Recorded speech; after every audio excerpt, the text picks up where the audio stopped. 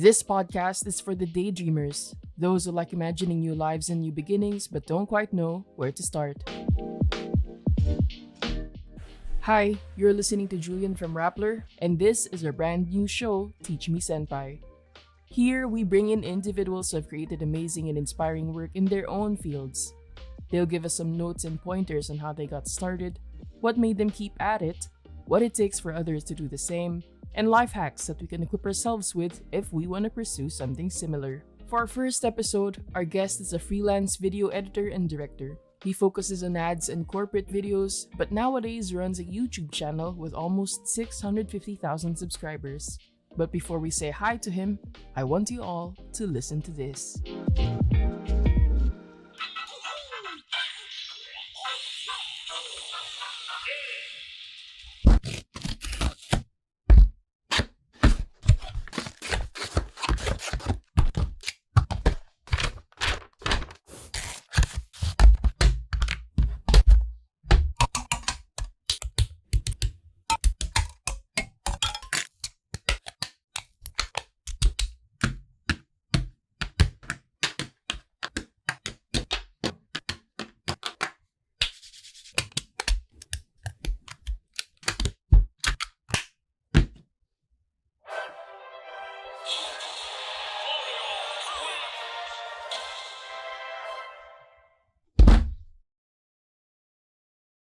What you've just listened to is a clip made by our guest today. His name is Gio San Pedro, and he creates unboxing and assembly videos in a style that he calls beat building, a term that he coined himself, taking cues from the gunpla community.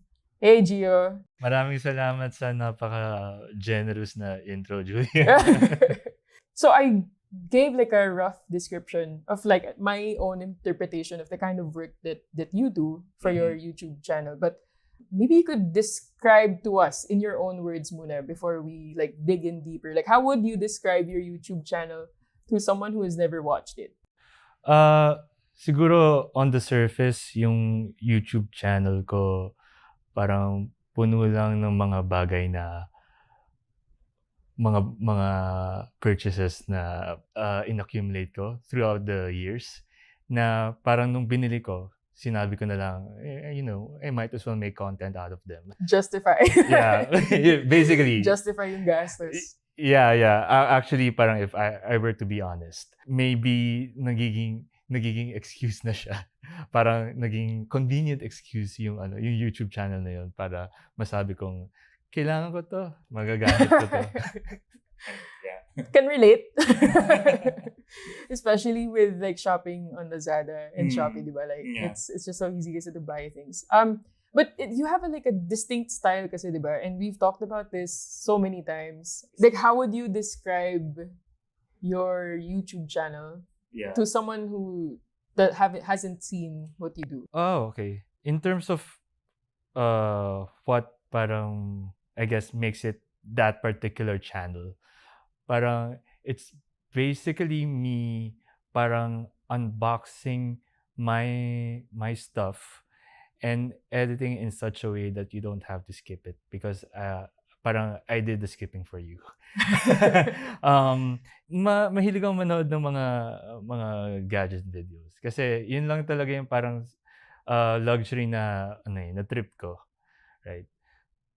Kadalasan sa kanila pag nag-unbox sila, of course, parang syempre nagbibigay sila ng sariling take on the product while parang unboxing, which for me is also useful, diba?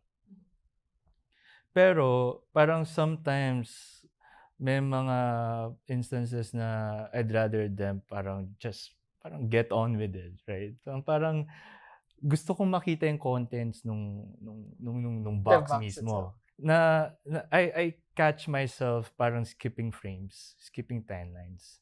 And from there on, parang na-realize ko, paano kaya kung ganito na lang yung gawin ko sa videos ko?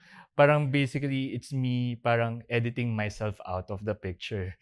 Tapos, yun yung parang basically most of my videos in the channel. What was that first thing that you bought na inisip mo, you know what, I'm gonna make content out of this so that I can at least say that I made something more out of this than just like purchasing it and enjoying it. Okay. Sige.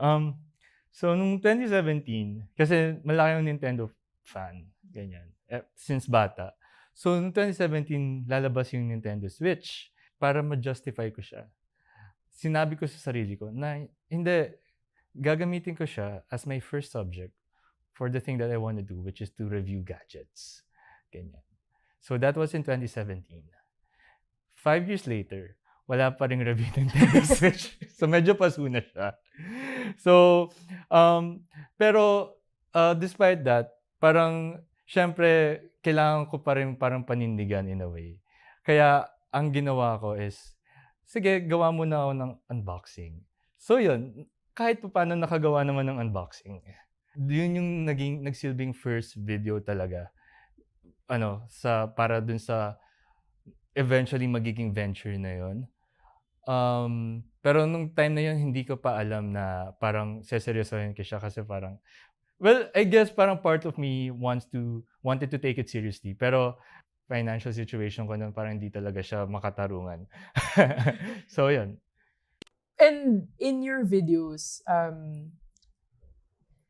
sound, as we've seen dun sa clip that we've just played, plays a huge part in your videos, diba? And that's something that, you know, when you're in prod, syempre, you consider sound heavily, but not as heavily as you would visuals. Sound is oftentimes like a second thought. It's not the priority. But in your case, kasi, diba, you put a lot of focus on sound. When did you discover that na, hey, the videos actually sound good and this is something that I can really work on? So nung nag-decide akong i-unbox siya, yung Nintendo Switch. Parang, of course, I'm a child of my time. Ini-imagine ko yung pag-unbox ng Nintendo Switch. Parang gusto ko rin yung may mga parang gumagalaw na camera, tapos may mga speed ramp, yung mga epic, yung ganyan. Mga parang tipong mga The Verge kind of video reviews, di ba? Parang may epic. Pero wala eh. Parang hindi ako parang, nung time na wala akong capabilities, wala akong resources to pull that off. To compensate for parang what I lack, parang daanan na lang natin sa parang experience nung unboxing pagdating sa tunog. To be honest, actually, yung Nintendo Switch video na yun, medyo medaya siya. Hindi naman siya medyo actually, kasi yun yung first and so far only video ko na dinub ko completely. As in, kasi sinut ko siya sa office. Eh di syempre sa office ang dami nangyayari. Kasi ako sa dati nagtatrabaho sa ahensya. So sa likuran ko noon, ang daming nangyayari. As in, may nag-uusap, may nagpiprint, 'di ba? Ang ginawa ko is parang pag uwi ko sa bahay, gumawa muna ako ng rough na edit. Tapos okay, ito yung edit. So ano yung mga nangyayari sa kanya visually? Tapos ano yung mga sounds na napoproduce nun? Mula sa syempre kapag nilapag yung box, dapat may sound ka na medyo nag-move yung cardboard sa isang wooden na table. Kapag tinanggal mo yung controller, dapat merong pagkiss-kiss ng plastic dun sa parang plastic controller, yung parang ganyan. So nirecord ko lang siya sa cellphone. Sa cellphone. Tapos tinignan ko, okay ba siya? So, trial and error ko siya. Tapos nung nilabas ko siya, sinabi ng mga tao, uy, ang sarap ng sounds .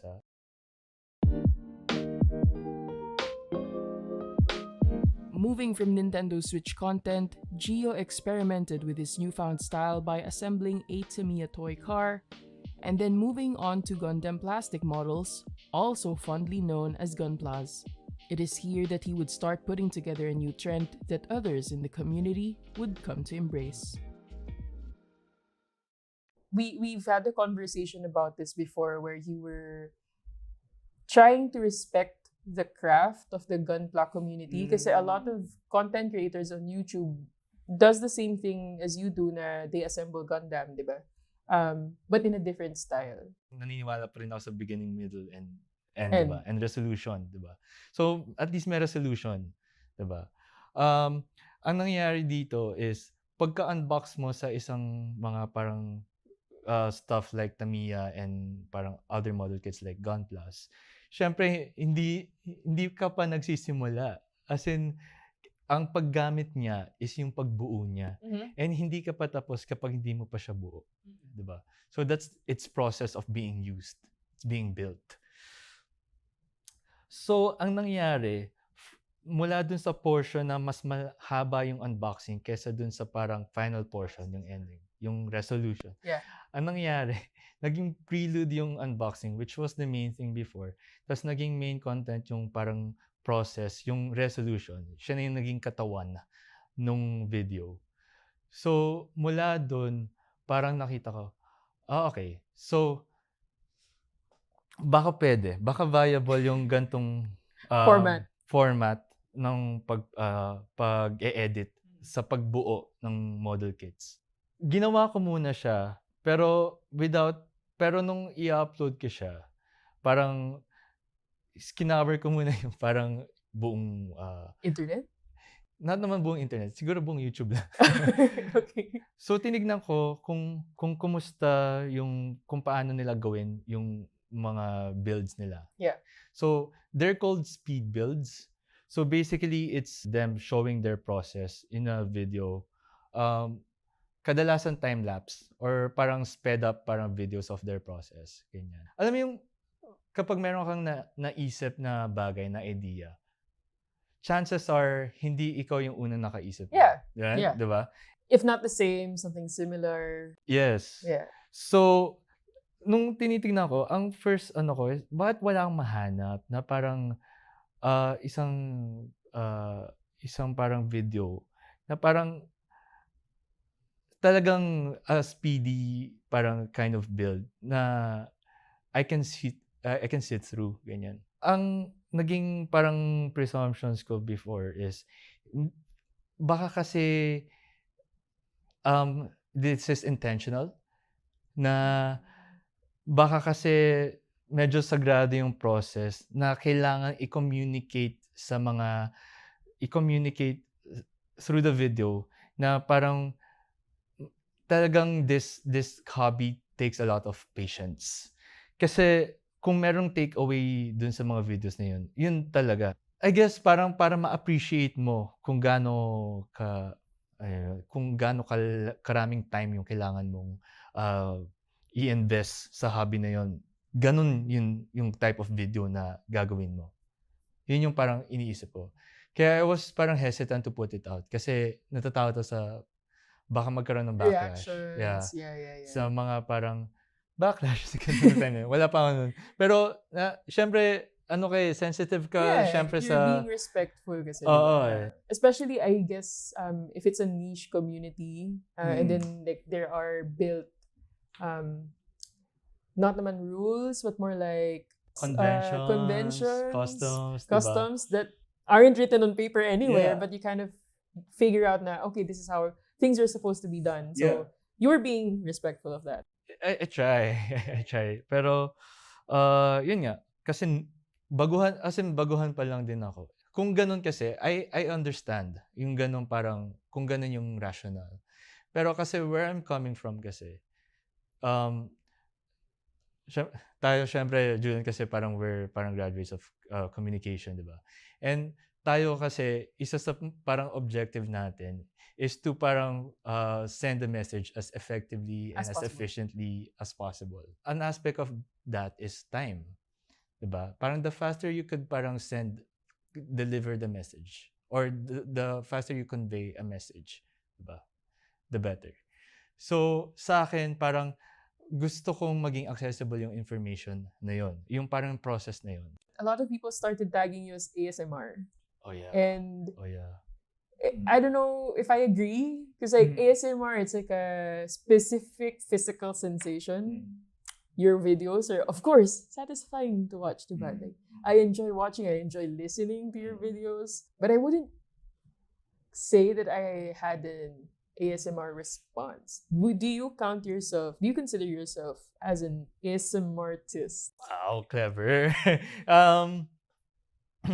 Well, I guess parang kailangan muna natin malaman kung ano yung ASMR, 'di ba? Parang ASMR is parang means parang autonomous sensory meridian response. So in English, parang parang it's that feeling, parang behind your head, behind your neck. Kapag nakakarinig ka or nakaka-receive ka ng stimuli, certain parang sounds, like for example, kapag binubulungan ka. So that's a specific phenomenon. As far as my video is concerned, I guess there are times na parang nakaka-ASMR siya. Pero for most of it, crispy, isolated sounds, right? Eventually, parang nag-soften up na ako dun sa parang idea na tinatawag akong ASMR, and parang nilalagay ko na lang din sa title ko na, okay, this video is ASMR. Admittedly, because of parang SEOs, parang yeah, So it's easier to search. yeah, easier to search because that's how parang people target it. Parang you can be as prescriptive as you want dun sa mga terms. No, it's not it, Yeah, 'di ba? It's not it. Dapat mali. Iko-correct mo sila. Pero medyo parang hindi parang magandang look na parang kino-correct mo yung parang community, lalo na kapag hindi naman siya something sensitive.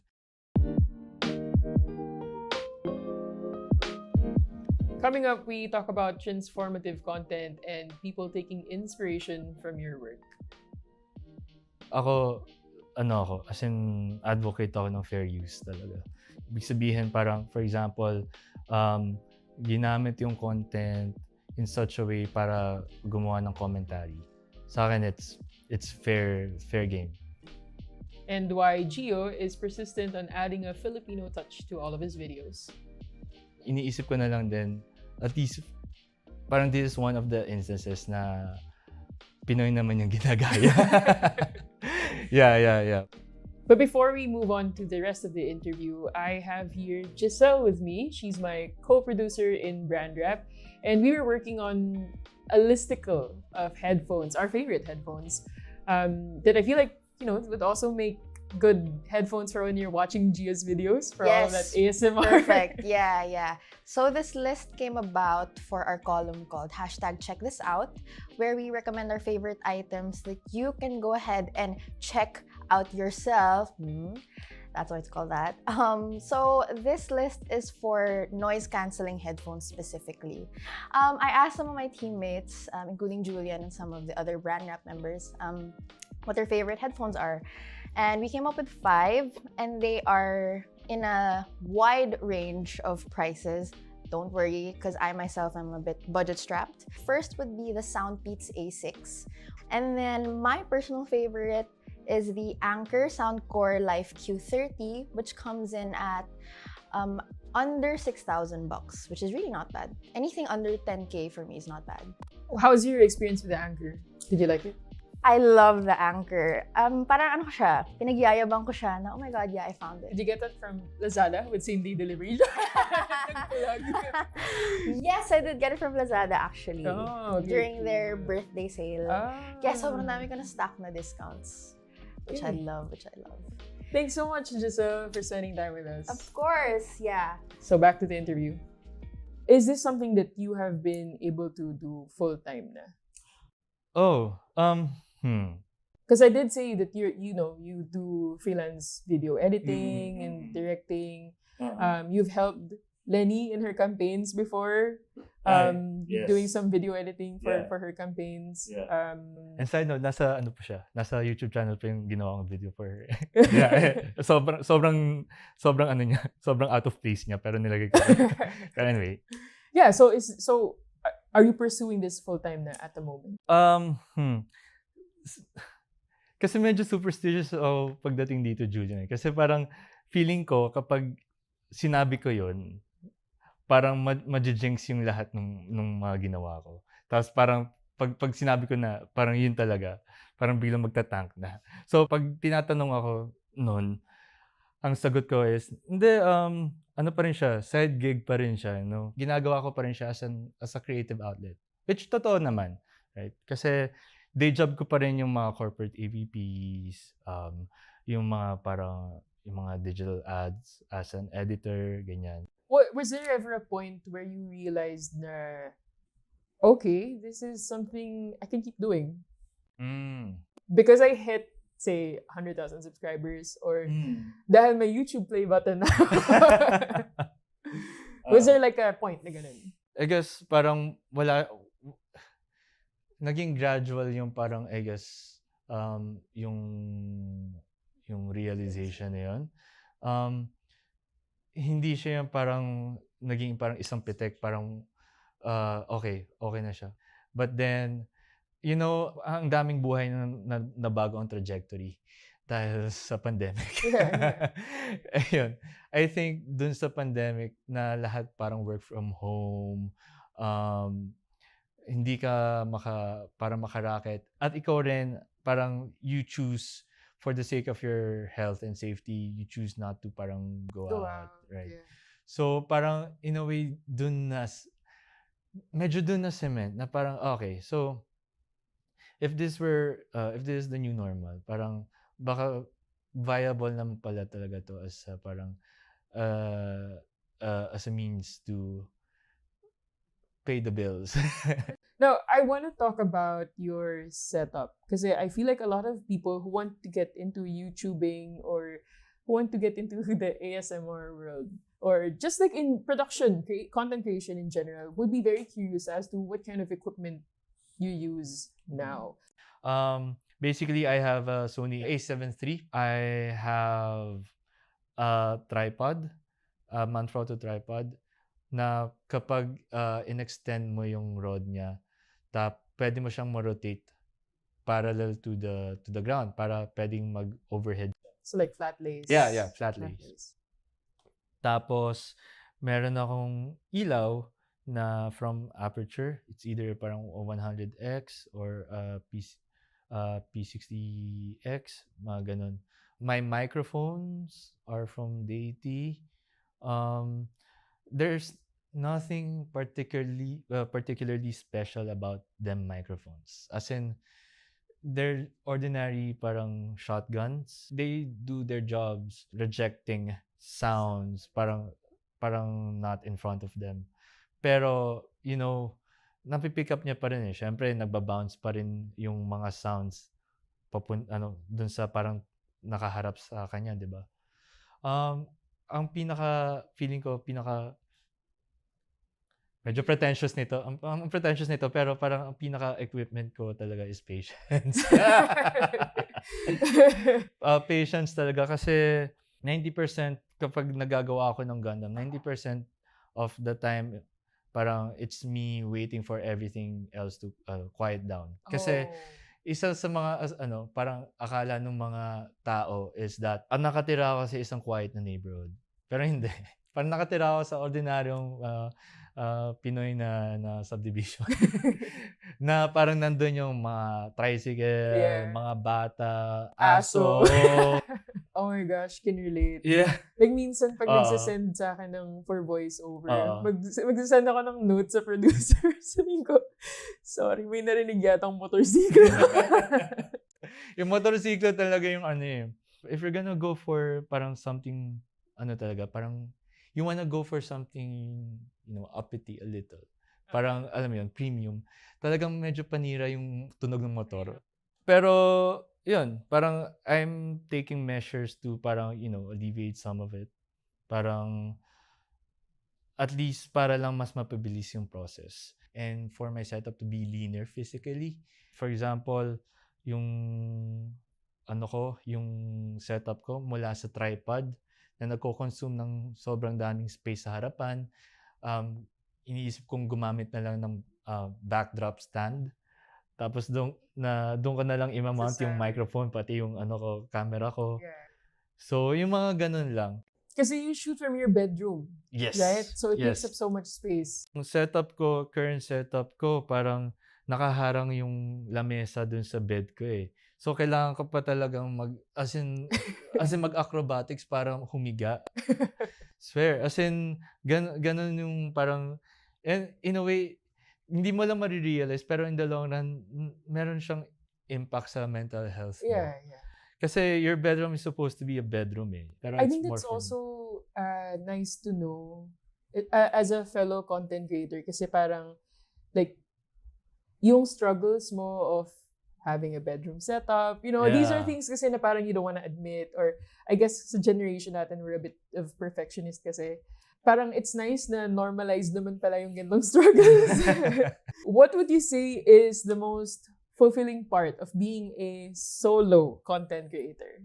I guess yung pinaka-fulfilling na part ng pagiging solo creator is that parang you know that parang it really came from you, you know? Parang it's your baby, right? Parang alam mo yung bawat nook and cranny nung nung video mo. Parang bawat part na yun, alam mo kung ano yung pinagdaanan mo para ma-achieve yun. Yung mga bagay na parang good job sa sarili mo dahil hindi nila nahalata. Because ang job mo doon is parang malinas yung mga parang errors mo. Yung mga ganon. As in, it's fulfilling na parang hawak mo yung time mo, hawak mo yung sarili mong path, right? Yun yung fulfilling sa pagiging solo creator. Speaking about yung like all the things that you go through when you're creating, diba? There's a phenomenon happening now. Noong time natin, when we were younger, it was all about user-generated content. So, things like Facebook, even like Friendster during our time, Twitter, Instagram, we've kind of democratized publishing, diba? Anyone can publish anything. But there's also a phenomenon ngayon where we see transformative content. People reacting to your videos, but also not just even reacting, they repost your videos, diba? And I don't want to say victimized, but this has happened to you in like different scenarios. So someone has copied your video shot by shot. Some other users would re-upload your videos as it is, not even on TikTok, in Douyin. Like how did you deal with that as a content creator? Like I know, like at some point, like flattering kasi they reshared, pero at the same time, ikaw kasi you went through all the hardship, diba? Especially in your case where the editing process is so tedious or so complicated. How did you deal with that? Julian, actually, parang sa simula parang di ko alam kung ano yung dapat kong maramdaman. Before anything else, parang ako, as in advocate ako ng fair use talaga. Ibig sabihin parang, for example, ginamit yung content in such a way para gumawa ng commentary. Sa akin, it's fair game. Kasi commentary, ganyan. Or ginamit yung content mo in a transformative way. In a sense na parang, as in, from your content, gumawa talaga ng something entirely na bago. For example, di ba, ang pinaka-equivalent niya is mga producers, music producers, parang using samples from previous songs, di ba? Those are transformative parang uses of parang pre-existing works. Para sa akin, goods yun. Kasi parang you're contributing something else. As in, parang you're adding on talaga. Ba? And it would be an honor. Ganyan. Pero may mga iba kasi na, yun nga, as in legit parang nag-a-upload lang. Pag yung ganong instances na biglang in-upload na lang, I go through the necessary steps. Let the platform know na parang, hey, parang they didn't have my permission, ganyan. Kasi parang wala namang problem kung merong permission ko. As in, and sometimes I allow others Parang solo. Kasi parang you can have parang X deals with that.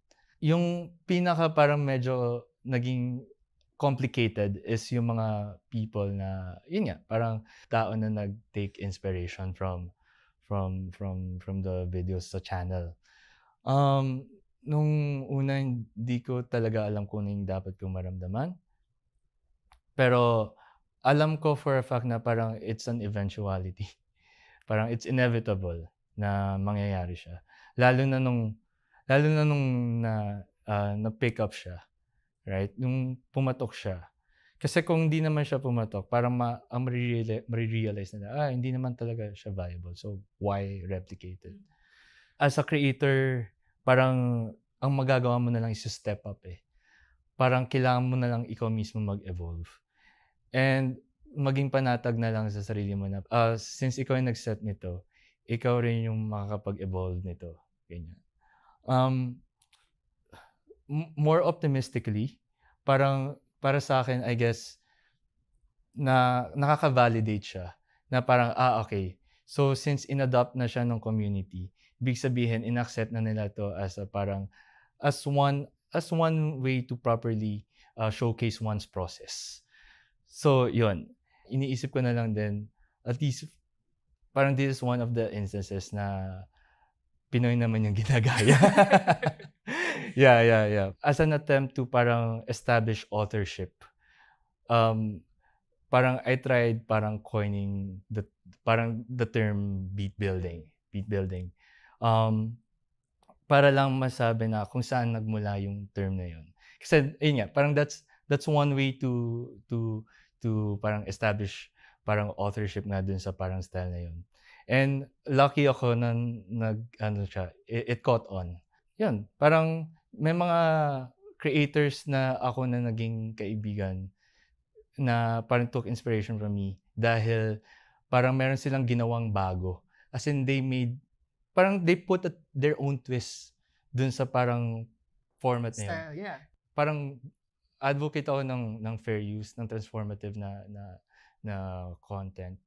Nagsasaludo ako pag in-evolve nila yung format na yun at hindi lang parang ni-replicate. That's good. We don't like gatekeepers. Yeah. Last few questions. Learnings along the way. Are there things na you realized throughout your career na parang, okay, this is how it's supposed to be done, or you're thankful na ganito yung situation or whatever? Do you have any learnings in that regard? Dalawa, I guess. Parang yung isa is parang setting boundaries. Medyo lucky ako na ito yung format ko. Parang the format being parang wala ako visually. Ibig sabihin kasi merong delineation between parang me, my content, and the audience. Okay. Right? Ibig sabihin kasi parang I know, the audience know, na parang people come to the channel because of the videos and not because of the personality. My personality. So, dahil doon parang naiiwasan yung parang, for example, pag merong mga comments na demanding something, parang mas gets nila and gets ng community na, of course, parang this is parang parang this is more of a transaction right? Na parang I give good content, parang you give engagement, tapos yun lang. As in, parang we're not parang literally family Friends. and family, ganyan. No parang unhealthy parasocial relationship, ganyan. Minimal, ganyan. And I guess the second one is that perfect is the enemy of good. I mean, perfectionist din naman ako lalo na sa pag-edit. Pero once it's out, it's out. May makikita kang mga flaws doon for sure. Kasi parang it's inevitable. As human artworks kasi, flaws are inevitable talaga. Embrace imperfection. Yes, basically. You're good enough. Ay, wow. Self-soothing words pala yun. Self-affirmation.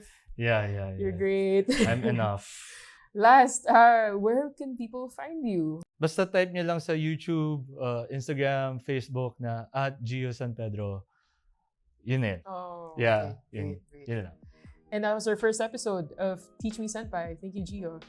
This has been brought to you by Rappler. I'm Julian Cyrino. Thank you for watching.